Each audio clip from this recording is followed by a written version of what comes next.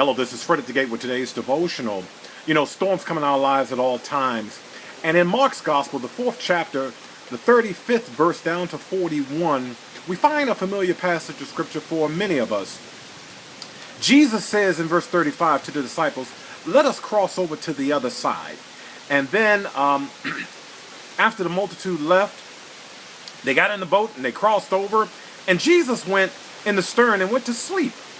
And it said a furious storm came, and so much so that they woke him up and asked the question, "Master, do you not care that we're perishing?"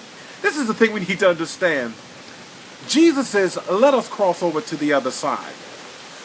Once you begin moving for Jesus and with Jesus, that's when the storms of life you will find occur. But make no mistake, you don't ever have to ask the question, do you care that we're about to perish? Of course he cares.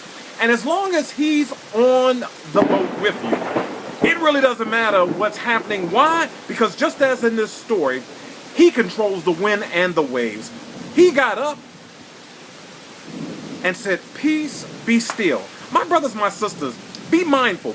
Once you get actively engaged in doing what God has called you, and you begin to follow Jesus, and you begin to make movement to cross over the other side, that's when the storms will occur.